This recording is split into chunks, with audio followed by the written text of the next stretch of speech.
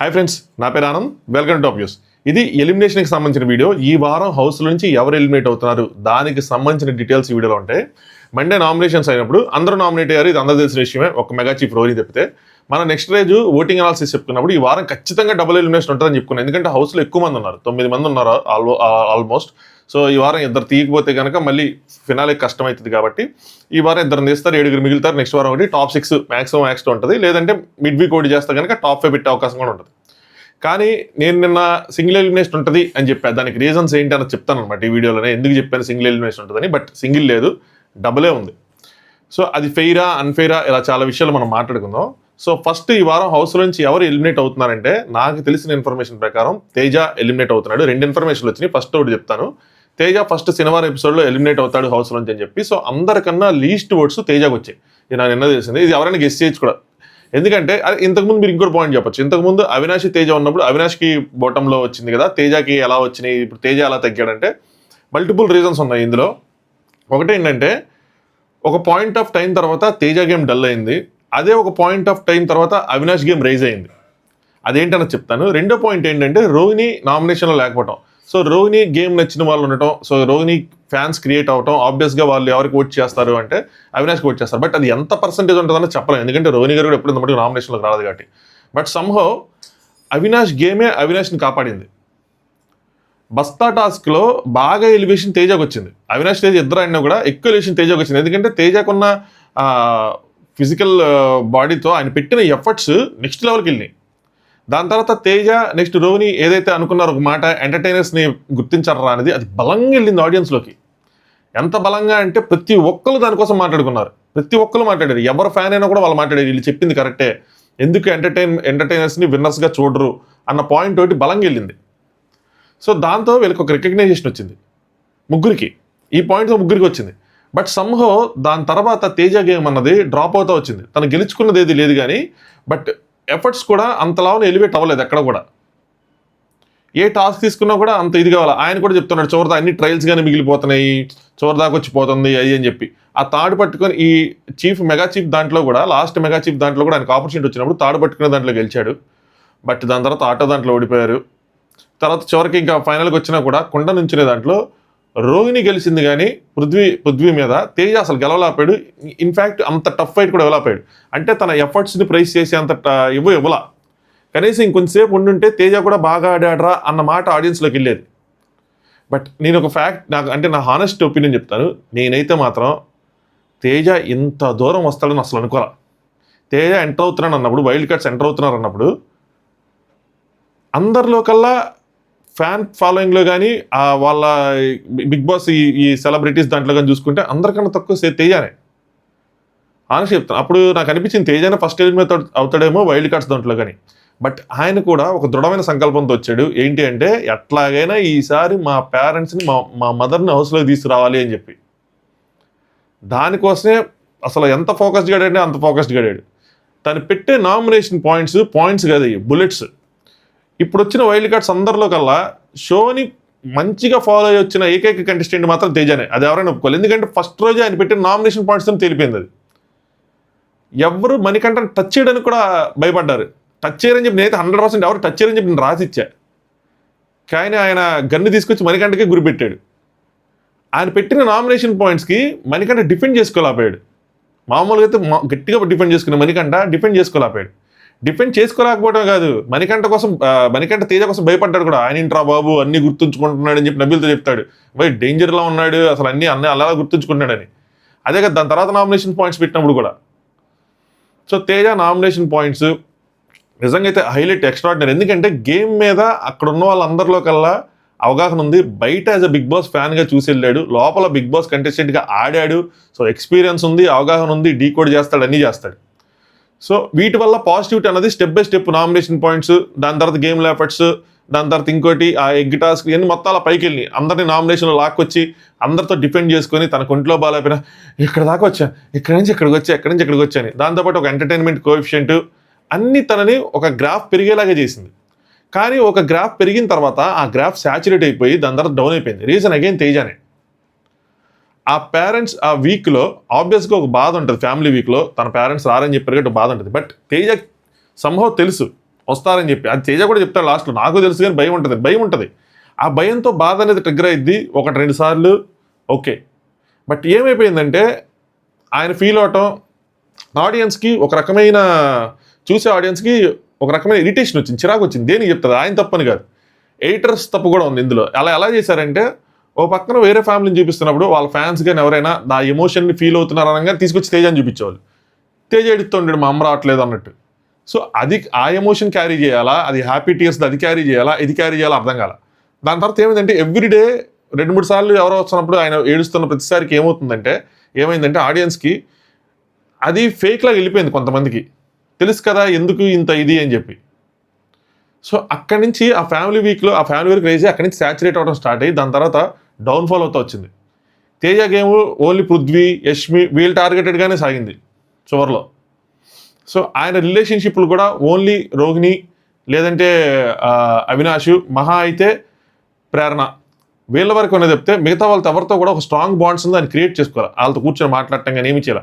కూర్చొని మాట్లాడినా కూడా వాళ్ళతో తేజ గేమ్ ఎలా ఉండేది అంటే వాళ్ళని ఏదో ఎక్స్పోజ్ చేద్దాం అన్నట్టుండేది, వాళ్ళ చేత పాయింట్లు పెట్టిద్దాం అన్నట్టుండేది. అదేంటంటే ఆడియన్స్కి క్లియర్ కట్గా ఎవిడెంట్గా కనిపించి కొంతమందికి అరే ఎప్పుడు ఇదే పనా అన్న విధంగా ఉండేది. జనరల్గా మాట్లాడదాం అలా లేదు. ఈవెన్ నిన్న కూడా చూడండి, ఆ దోశ మ్యాటర్ అసలు అంత పెద్ద మ్యాటరే కాదు, అది ఎంత కూడా అయింది, అది వాంటెడ్గా చేసినట్టుంది. నెక్స్ట్ గౌతమ్ది తనకు ఒక స్ట్రాటజీలో అనిపించింది, దాన్ని సాగదీసి అంత అవసరం లేదేమో తన ఎప్పుడు అంటే ఆటగాడికి అంటే ప్లేయర్స్కి మనకు ఒక పాయింట్ తెలిసినప్పుడు, ఇప్పుడు గౌతమ్ అనుకోండి ఒక పాయింట్ తెలిసినప్పుడు దాన్ని ఎక్కడ ఎప్పుడు ఎలా వాడాలో అలా వాడాలి, అన్ని చోట్ల మళ్ళీ అదే వాడకూడదు. సో తనకు ఒక పాయింట్ తెలిసింది, అర్థమవుతున్నప్పుడు నామినేషన్స్లో పెట్టుంటే డిస్కస్ చేయకుండా ఈ వీక్ నామినేషన్స్లో మండే గౌతమ్ మీద పాయింట్ తనకి స్ట్రాటజీగా అనిపించింది ఏదైతే ఉందో అది పెట్టుంటే అది వేరే రకంగా పేలేది. ఇక్కడ ఎలివేషన్స్ అన్ని ఈ సీజన్లో ఎవరికైనా నామినేషన్స్లోనే వచ్చినాయి. చాలామందికి, కొంతమందికి టాస్కుల్లో వచ్చినాయి, కొంతమందికి నామినేషన్ వచ్చినాయి. మధ్యలో ఎక్కడ రాలా, వేరే డిస్కషన్ దగ్గర ఎక్కడికి ఎలివేషన్స్ రాలేదు. ఎందుకంటే లైవ్లో డిస్కషన్స్ నిన్న తేజ అవినాష్ చేసిన డిస్కషన్ అదే పునర్నవి వాళ్ళు వచ్చిన రోజు, వితిక పునర్నవి వచ్చిన వాళ్ళ రోజు అసలు ఎపిసోడ్లోనే రాలేదు అది.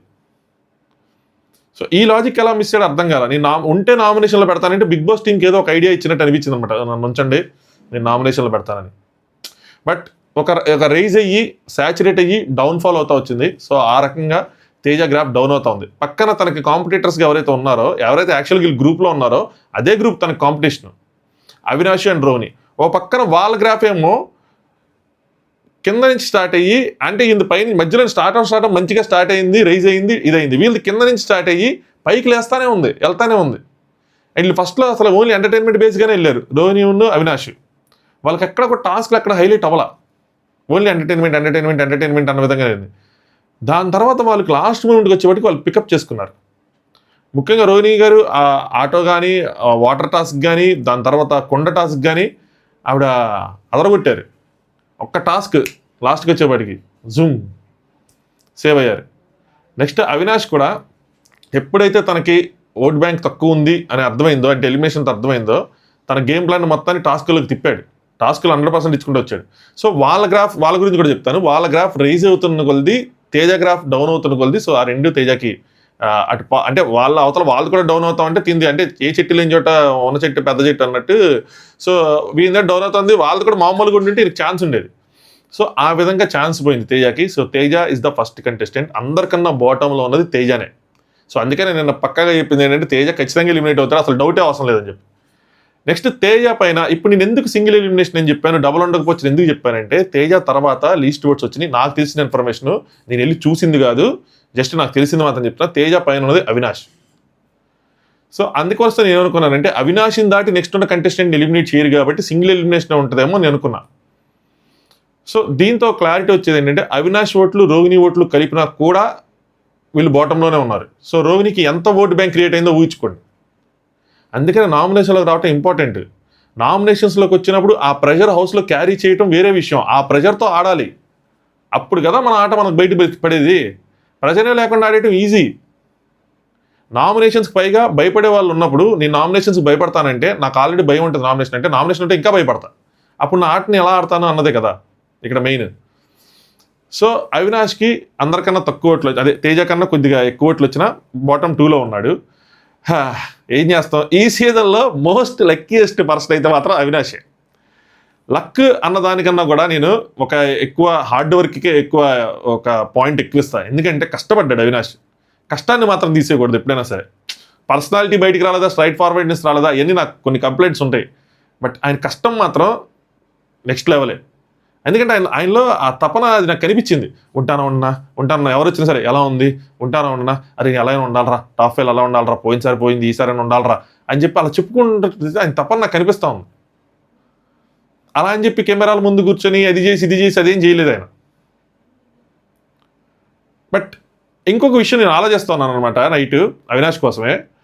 అవినాష్ ఒక రకంగా చూసుకుంటే అవినాష్ ఆడింది కూడా గేమే కదా అని అనిపించింది నాకు. అంటే స్ట్రైట్ ఫార్వర్డ్నెస్ లేదు, భయపడతా ఉంటాడు నామినేషన్స్కి, ఇవన్నీ చూసుకుంటా ఉంటే ఇంకో పక్కన చూసుకుంటే సేఫ్గా ఆడినా కూడా తనకు న్యాయం జరిగింది కదా. అంటే ఇప్పుడు నబీల్తో తనకున్న బాండ్ ఏదైతే ఉందో, నబీల్తో తను పెట్టుకున్న కనెక్షన్, అది జెన్యున్ కనెక్షన్ అయినా సరే గేమ్ పాయింట్ ఆఫ్ వ్యూని చూసి అది గేమ్ కనెక్షన్ కింద మనం భావిస్తే అది చాలా ఉపయోగపడింది ఆయనకి. మెగా చీఫ్ చేశాడా, షీల్డ్ ఇచ్చాడా అంటే 2 సార్లు సేవ్ చేసినట్టు నబీల్. సో ఆ విధంగా కూడా నబీల్తో తను బయట నుంచి నబీల్కి గట్టిగా ఉంది, నబీల్ కత్తి అని చెప్పుకుంటూ వచ్చి నబీల్తో పెట్టుకున్న తనకు బాండ్ ఏదైతే ఉందో తనకు అది బాగా ఉపయోగపడింది. బోత్ అవినాష్ అండ్ రోహిణి ఇద్దరు నబీల్తో బాగానే ఉన్నారు. తేజ బాగానే ఉన్నా కూడా అప్పుడప్పుడు తేజలోని ఒకటి బయటకు వస్తూ ఉంటుంది, పాయింట్ లాగుదాం వీళ్ళ దగ్గర నుంచి, వీళ్ళ పాయింట్ లాగుదాం, వీళ్ళని ఎక్స్పోజ్ చేద్దాం అన్నది వస్తూ ఉంటుంది. వీళ్ళు అలా కాదు, వీళ్ళు స్ట్రైట్గా మంచిగా మాట్లాడతారు, వాళ్ళకి ఏదైనా మంచిగా మాట్లాడతారు, నచ్చకపోతే నచ్చలేదని చెప్పి చెప్పుకుంటూ ఉంటారు. అంత స్ట్రైట్గా చెప్పకపోయినా కొద్దిగా చూపిస్తూ ఉంటారు. సో అవినాష్ ఆ గేమ్ ఆడటం వల్ల, అంటే ఆ గేమ్ ఆడను కానీ ఆ రిలేషన్షిప్స్ వల్ల, ఆ కనెక్షన్స్ వల్ల, సో ఒకసారి మెగా చీఫ్ అయ్యాడు, ఇంకోసారి తన కష్టం మీద మెగా చీఫ్ అయ్యాడు, ఇంకోసారి షీల్డ్ ఇదిగా షీల్డ్ తన ఎలిమినేషన్ టైంలోగా నబీల్ నుంచి షీల్డ్ వచ్చింది. సో అలా అక్కడ తనకి అదృష్టం తోడైంది. అందుకనే ఇందాక అదృష్టవంతుడు అన్నది. నెక్స్ట్ హార్డ్ వర్క్ చూస్తే రెండోసారి మెగా చీఫ్ తనే సాధించుకున్నాడు. దాని తర్వాత ఈ టికెట్ ఫినాలే రేస్లో ఎవరు ఊహించని విధంగా, అంటే అవినాష్ మనతో ఉంటే మనం తీసుకుంటే అవినాష్ పజిల్స్ చేయలేడు, పజిల్స్ కానీ లేదంటే ఇంకోటి వస్తే చేయలేడు అనుకున్న టైంలో ఆయన తీసుకుంటే ఆయన సూడోకుని హింట్ వచ్చిన తర్వాత ఇలా సాల్వ్ చేశాడు.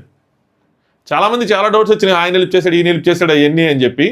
బట్ ఆ హింట్ వచ్చిన తర్వాత నాకు ఎక్కడ హెల్ప్ చేసినట్టయితే కనిపించలేదు మనకు ఫుటేజ్లో మాత్రం. హింట్ తర్వాతే కదా మెయిన్. సో హింట్ వచ్చిన తర్వాత ఆయన కనిపించలేదు, సింపుల్గా సాల్వ్ అయింది. తన బ్రెయిన్ వాడాడు, కష్టపడ్డాడు.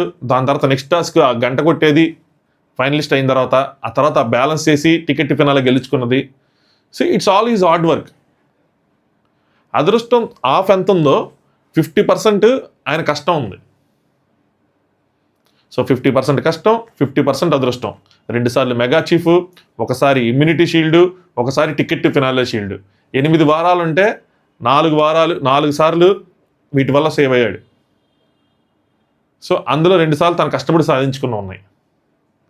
ఒకసారి రోహిణి సేవ్ చేసింది తను మెగా చీఫ్గా ఉన్నప్పుడు, అది మెగా చీఫ్గా ఉన్నప్పుడు తను జైల్లో ఉన్నప్పుడు తీసుకొచ్చి సేవ్ చేసింది. తిను మెగా చీఫ్గా ఉన్నప్పుడు తను సేవ్ చేశాడు. సో బాటమ్ 2లో ఉన్నా కూడా అవినాష్ కష్టం, అవినాష్ అదృష్టం 2 ఉన్నాయి. 2 చెప్పాలి మనం, అలా ఒకటి చెప్పేయకుండా వదిలేయకూడదు. 2 తనని కాపాడినాయి. సో తను ఏదైతే నబీల్తో పెట్టుకున్న బాండ్ ఉందో అది బాగా వర్కౌట్ అయింది తనకి. సో అది కూడా కైండ్ ఆఫ్ గేమే, దాని జెన్యున్ బాండే. నేను బాండ్ని ఎక్కిరించాను కానీ జెన్యున్ బాండే అది. అదే కావాలని ఉంది షీల్డ్ ఉందని చెప్పి చేసింది కాదు. ముందు తెలియదు కదా షీల్డ్ వస్తుంది, ఫస్ట్ నుంచి వచ్చినప్పటి నుంచి వీళ్ళు క్లోజ్గా ఉన్నారు. బయట ఓటింగ్ బాగుంది అని చెప్పి వచ్చి క్లోజ్గా ఉండొచ్చు, బట్ జెన్యున్గానే ఉన్నారు. ఇంకోటి ఏంటంటే అవినాష్కి నేను ఆలోచిస్తాను అనమాట, ఇంత టాస్కులు బలంగా ఆడతాడు, స్ట్రైట్ ఫార్వర్డ్నెస్ ఉండి గట్టిగా మాట్లాడి పెట్టుంటే అవినాష్ రేంజ్ వేరేలా ఉండేది కదా అని చెప్పి అనుకుంటా ఉన్నా. బట్ పర్సనాలిటీ అంతా ఏంటంటే ఆలోచిస్తూ ఉంటా వచ్చిన పాయింట్లు అనమాట. కమిడియన్ కదా, కామెడీ చేస్తారు కదా, వీళ్ళు ఏంటంటే కొద్దిగా సున్నితంగా ఉండటం ఒకటి. 2 ఏంటంటే ఎవరిని అంటే అందరితో కామెడీ చేయాలి, అందరిని ఇన్వాల్వ్ చేసుకుంటూ చేయాలి. మళ్ళీ ఎవరితో గొడవైంది అనుకో అది చేయలేరేమో అని అనుకుంటున్నాను. అంటే ఇప్పుడు సెటైర్ వేయాలన్నా ఏదైనా వేయాలన్నా ఆ బాండ్ అనేది ఉండాలి. వాళ్ళు ఇగ్నోర్ చేస్తే చేయటం అంటే మళ్ళీ అది ఇంకో కష్టం. హౌస్లో డిస్టర్బెన్సెస్ ఉన్నాయి అంటే మేబీ ఆ ఫీల్ రాదేమో అని చెప్పి ఇదొకటి అనుకున్నాను. బట్ నెగిటివ్ పాయింట్ ఒకటి చెప్తాను, అదేంటంటే ఈయన సైడ్ నుంచి నెగిటివ్ కాదు, ఇది బిగ్ బాస్ సైడ్ నుంచి నెగిటివ్. ఎంత వీళ్ళ ఛానల్ ఫేసెస్ అయితే మాత్రం ఆ కిచెన్ టైమర్ని తగ్గించేసి పద్దాకా మాట్లాడితే స్కిట్ చెయ్యి, మాట్లాడితే ఎంటర్టైన్మెంట్ చెయ్యి, మాట్లాడితే ఇది చెయ్యి అని చెప్పి ఆయన్ని ఊరికి లేపినట్టు అనిపించింది నాకైతే మాత్రం. పెద్దగా లేపినట్టు అనిపించింది. వాళ్ళు అనుకొని వాళ్ళ మధ్యలో అది కొంచెంసార్లు కామెడీ అనేది మాట్లాడుతా ఫన్గా వస్తే అది బాగుంటుంది. తప్పితే కూర్చొని స్కిట్లు వేసుకొని ఉంటే నాకు అది ఒక టైం వచ్చేవాడికి ఆ స్కిట్లతో విరక్తి వచ్చేసింది. సో ఎందుకు ప్రాబ్లం ఎక్కడ వస్తుంది, ఎంటర్టైనర్స్ని ఎందుకు హీరోగా చూడాలి, ఆ పాయింట్ కూడా ఎక్కడ చెప్తాను. ప్రాబ్లం ఎందుకు వస్తుందంటే మనం రెగ్యులర్గా చూసే షోల్లో ఈ స్కిట్లు ఇవన్నీ ఉంటాయి, ఎక్కడైనా ఉంటాయి, ప్రతి ఛానల్లో ఉంటాయి. వేరే టాస్క్లు అలా ఉండవు. వీళ్ళకి ఫన్ టాస్క్లు ఏదో పెట్టుకుంటారు, అవి ఉంటాయి. సీరియస్ టాస్క్లు ఉండవు, సీరియస్ ఆర్గ్యుమెంట్స్ ఉండవు. సో వాటికి జనాలు ఏమంటారు ఎక్కువ చూడరు కదా వాటిని.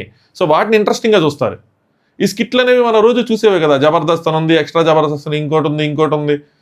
వీళ్ళ షోస్లో కూడా అయ్యే ఉంటున్నాయి. ఇప్పుడు నా ప్రతి ఇంటర్వ్యూస్ ఏం తీసుకున్నా కూడా అయ్యే ఉంటున్నాయి. వేరే షోలు, టాక్ షోలు ఏం తీసుకున్నా కూడా అలాంటి కామెడీలో ఉంటున్నాయి. సో వాటిని ఇదిగా తీసుకోవట్లేదు, అది ప్రాబ్లం. అందుకని ఎవరైతే టాస్క్లు బలంగా ఆడతారో వాళ్ళని చూడటం ఉంటాం, తర్వాత గొడవలు పెట్టుకునే వాళ్ళు, పాయింట్లు చెప్పుకునే వాళ్ళని, ఆర్గ్యుమెంట్స్ చేసుకునే వాళ్ళని, వాటిని ఎక్కువగా ఇంట్రెస్టింగ్గా చూస్తారు ఆడియన్స్. వీళ్ళు ఆ జోనర్ టచ్ చేయకపోవటం వల్ల ఈ ఎలివేషన్ రావట్లా. సో ఎనీవే, బిగ్ బాస్ లేపటమో అవినాష్ కష్టమో లేదంటే అవినాష్ అదృష్టమో కానీ, అవినాష్ బాటన్ సెకండ్ ప్లేస్లో ఉండి బట్ టికెట్ ఫినాలే గెలవటం వల్ల లాస్ట్ ఇయర్ చెప్పిన లాజిక్తోనే ఈ ఇయర్ కూడా అవినాష్ బాటంలో ఉన్నా కూడా అవినాష్ సేవ్ అవుతాడు. మరి ఇది అక్కడ అది చెప్తారా, అనౌన్స్ చేస్తారా, లేదంటే కాన్ఫిడెన్స్ ఎందుకు తగ్గియటం అని చెప్పి అనౌన్స్ చేయకుండా వదిలేస్తారా అన్నది నాకు తెలియదు, అది మన తర్వాతే తెలిసింది. నెక్స్ట్ అవినాష్ పైన ఉన్నది ఎవరు అంటే పృథ్వీ. అవినాష్కి ఎలా అయితే 50% కష్టం 50% అదృష్టం ఉందో, ఈయన 90% అదృష్టం ఉంది, 10% దురదృష్టం ఉంది. దీనికి కష్టం మాత్రం పీక్స్లో ఉంది, అదృష్టం మాత్రం ఆవగానంత కూడా లేదు. అలాగే కొద్దిగా ఈయనకి నెగిటివ్స్ కూడా ఉన్నాయి, అది కూడా చెప్తాను, రెండు చెప్తాను.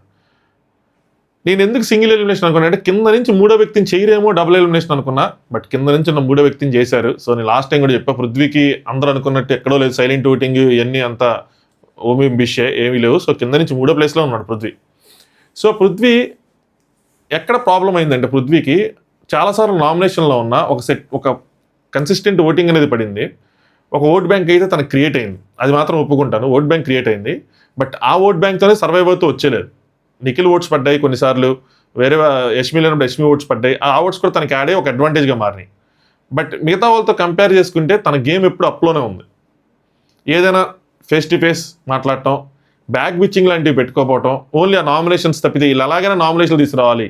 దాని వెనకాల కూడా ఉద్దేశం ఏంటంటే వీక్ పీపుల్ ఉండకూడదు అన్న దాని మీద, ఆ పాయింట్ మీద ఆ డిస్కషన్స్ ఇవన్నీ. అదర్వైజ్ ఎవరి గురించి చెడుగా మాట్లాడుకోవటం కానీ ఏది కానీ లేదు. ఏదుంటే అది జెన్యున్గా చెప్పటమే ఉంటుంది. నిన్న కూడా గౌతమ్ డిజర్వ్స్ అని చెప్తాడు ఒక మాట. సో ఆయన ఏంటి అంటే ఎవరైతే డిజర్వింగ్ పీపుల్ ఉన్నారో వాళ్ళు టికెట్ ఫైనల్కి వెళ్ళాలనో, వాళ్ళు ఫైనల్కి వెళ్ళాలనో ఆ పాయింట్ ఉంటుంది. గేమ్ని 100% ఇచ్చి ఆడతాడు, 100 కాదు 200% ఇచ్చి ఆడతాడు. బట్ గేమ్ ఓడిపోయిన తర్వాత గెలిస్తే చెలరేగిపోవటం, ఓడిపోతే అది బాధలో ఉండి కుంగిపోవటం లేదు. ఈ చివరి మెగా చీఫ్ వచ్చిన దగ్గర వరకు నేనైతే ఎక్కడ చూడాలి, ఒక డ్రామా క్రియేట్ చేయటం, కెమెరాస్ దగ్గరికి వెళ్ళి మాట్లాడటం, అరే నేను పెద్దగా ఓడిపోతున్నానని చెప్పటం, అలాంటి చెప్పాలి. అసలు యాక్చువల్గా ఆ డ్రామానే మిస్ అయింది ఆయనలో. అలాంటి చెప్తూ ఉంటే అక్కడ ఉన్న కంటెస్టెంట్స్లోకి కానీ, అక్కడ ఉన్న మన బయట ఉన్న ఆడియన్స్లోకి కానీ అది వెళ్తుంది. అరే పాపం ప్రతిసారి ఫీల్ అవుతుంది. ఇప్పుడు తేజకి నేను ఇచ్చినప్పుడు ఎలా అనుకున్నారు, అరే చివరిదాకా వచ్చి ట్రయల్ అయిపోతుంది, అన్ని ట్రయల్స్ అయిపోతుంది అంటున్నాడు, ట్రై చేస్తానంటున్నాడు, ఓడిపోతున్నాడని. ఆ పాయింట్లో కదా వాళ్ళు చెప్పుకుంది. అది ఎలా వెళ్ళింది, అది పెద్దగా తను చెప్పటం వల్ల వెళ్ళింది. సో నేను మెగా చీఫ్ చివరిదాకా వచ్చిపోతుంది అని చెప్పుంటే లాస్ట్ టైం అయ్యేవాడేమో మెగా చీఫ్. సో ఆ డ్రామా అన్నది మిస్ అయిపోయింది ఆయనలో. లేదంటే కనుక అసలు ఆయన పెట్టిన కష్టానికి ఈజీగా ఎప్పుడో మెగా చీఫ్ అవ్వాల్సినాడు. అదృష్టం లేదు, ఆవగింజంతా దురదృష్టం ఉంది. సో ఇవన్నీ ఒక పాజిటివ్ సైడ్ చూసుకుంటే, నెగిటివ్ సైడ్ తనలో ఉన్న అగ్రెషన్, యాంగర్. ఎవరినైనా వాడు వీడు అంటాం ఒకసారి తప్పులేదు, ట్రిగ్గర్ అయిపోయాం, వచ్చేసింది వాడు అని, ఎవడరా నువ్వు అని చెప్పి వచ్చేసింది. రెస్పెక్ట్ ఇచ్చి మాట్లాడు, వాడు వీడు అనుకున్నప్పుడు అక్కడ ఆగిపోవాలి. అది బార్డర్ దాటేసాం, ఆగిపోవాలి. ఇంకా దాటేసాం కదా లోపలికి వెళ్ళిపోకూడదు. ఇంక అంటానే ఉన్నాడు. ఎక్క మేజర్ డ్యామేజ్ జరిగింది పృథ్వీకి అక్కడే. అందులోనే అవినాష్ విషయంలో మేజర్ డ్యామేజ్ జరిగింది. అందరూ దాన్ని ఒక యారగెన్స్ లాగా తీసుకున్నారు, బలుపు మన తెలుగులో చెప్పాలంటే. ఎందుకంటే ఒకసారి మనం అనేస్తే అర్థం చేసుకుంటారు ఆడియన్స్, ఓకే ట్రిగ్గర్ అయ్యాడు అనేసారు అని చెప్పి. దాన్ని కంటిన్యూ చేయటం అక్కడ ఆడియన్స్కి ఏంటిది అని అనిపించింది. మీదకి వెళ్ళిపోవటం, చాలాసార్లు ఈ పాయింట్లు చెప్పినా కూడా రిపీట్ అవుతూ ఉన్నాయి. లాంగ్వేజ్ ప్రాబ్లం ఒకటి, అది కూడా పాయింట్, అది కూడా నెగిటివ్ పాయింట్ అయింది దానికి. ఏదైనా విషయాన్ని స్పష్టంగా చెప్పలేకపోవటం. దాని తర్వాత ఫస్ట్ నుంచి పెడుతున్న నామినేషన్ రీజన్స్ కరెక్ట్గా లేకపోవటం, ఎక్కువ మెజారిటీ టైమ్స్. కొన్నిసార్లు గట్టిగా పోయినాయి, కొన్నిసార్లు డిఫెన్స్ కూడా గట్టిగా పెరిగింది. అవినాష్ డిఫెన్స్ ఆ కొండ పగల కొట్టే దాంట్లో గట్టిగా ఫెయిలింది. నువ్వెంత హెయిర్ కట్ చేయించుకున్నావు, సంథింగ్ లైక్ దట్. కానీ మెజారిటీ నామినేషన్ పాయింట్స్ మాత్రం ఫస్ట్ స్టార్టింగ్లో రివెంజ్ పాయింట్స్కి వెళ్ళి గట్టిగా పేర్ల. లాస్ట్కి వచ్చేపాటికి నామినేషన్స్ ఇంప్రూవ్ అయినాయి. డిఫెన్స్లో మన తేజ పెట్టినప్పుడైతే చెప్పను నేను అన్నప్పుడు అది కూడా పేలింది. బట్ స్టార్టింగ్లో నామినేషన్స్లో ఎక్కువ హైలైట్ అవ్వలేదు.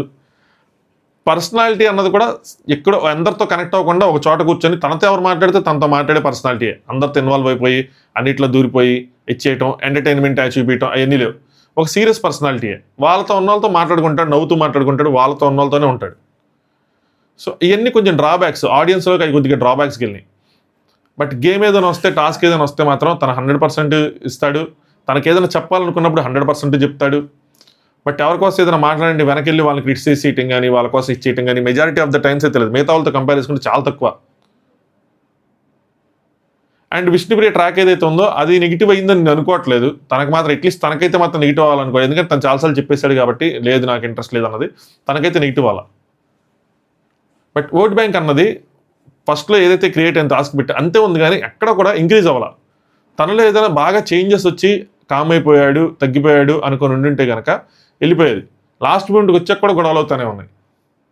ఆ మీదకి వెళ్ళటం అనేది చాలామంది ఆడియన్స్ తీసుకెళ్ళిపోయారు. దట్టు ఒక లాంగ్వేజ్ బ్యారియర్స్, ఒక రీజనల్ బ్యారియర్స్ ఎప్పుడైతే క్రియేట్ అయినాయో దాని తర్వాత ఇంకా అది నెగిటివ్గానే వెళ్ళిపోయింది, ఇంకా నెగిటివ్గా వెళ్ళిపోయింది. So Prithvi is the second contestant is going to eliminate అనమాట. దీని గురించి ఇంకా మనకి ఫైనల్ కన్ఫర్మేషన్ షూటింగ్ ఇదంతా అయిపోయిన తర్వాత మనం మాట్లాడదాం దీనికోసం. సో నాకు ఈ వీడియో డిస్క్రిప్షన్లో ఇన్స్టాగ్రామ్ లింక్ ఉంటుంది. ఏమైనా చేంజెస్ ఉంటే పొరపాటున, అంటే ఇంకా షూటింగ్ అవ్వలేదు కాబట్టి ఏదైనా చేంజెస్ ఉంటే ఖచ్చితంగా అప్డేట్ చేస్తాను. అదర్వైజ్ మ్యాక్స్ టు మ్యాక్స్ 90%, 100కి 90% జరగబోయేది ఇదే. వీళ్ళిద్దరు ఎలిమినేట్ అవుతారు. ఏమైనా మరి ఆపితే అది నేను అప్డేట్ చేస్తాను. చెప్పలేం, షూటింగ్ అవ్వలేదు కాబట్టి ఏదైనా జరగచ్చు అనమాట. ఇంకేమున్నాయి అంతే. సో వీళ్ళిద్దరు గోయింగ్ టు ఎలిమినేట్. ఇంకొక పాయింట్ చెప్దాం అనుకున్నాం, మర్చిపోయినాం అండి. ఇంకో పాయింట్ ఏంటంటే యాక్చువల్గా నాకు ఫస్ట్ ఎలిమినేట్ అయ్యేది పృథ్వీ అని వచ్చింది ఒక దగ్గర నుంచి. సో ఫస్ట్ పృథ్వీ అవుతాడు, తర్వాత తేజ అవుతాడు అని చెప్పి. ఇంకో చోట నుంచి ఫస్ట్ తేజ, తర్వాత పృథ్వీ అని వచ్చింది. సో వీళ్ళిద్దరిలో ఒకళ్ళు ఈరోజు, ఒకళ్ళు రేపు ఎపిసోడ్లో మనకు చూపిస్తారనమాట. సో ఎవరెవరు అవుతారన్నది దీన్ని బట్టి నాకు కూడా అర్థం కాల. సో చూద్దాం. మ్యాక్సిమం తేజ అని అనుకుంటున్నా ఫస్ట్, దాని తర్వాత పృథ్వీ అనుకుంటున్నా. బట్ ఒక రోజు ఫస్ట్ పృథ్వీ, తర్వాత తేజ అని వచ్చింది కాబట్టి ఈ రెండు. కానీ ఎలిమినేషన్ అయితే మాత్రం కన్ఫర్మ్ ఇద్దరు అవటం. కానీ 7:30కే అది 7:30కే అఫీషియల్గా అవుతుంది కాబట్టి అప్పుడే మనకు తెలిసిద్ది. సో అప్పుడు 100% తెలిసిద్ది. ఇప్పుడైతే 90% మాత్రమే. సో వీడియో లైక్ చేయండి, మీ ఒపీనియన్స్ని కామెంట్ చేయండి. Thanks for watching. Top news.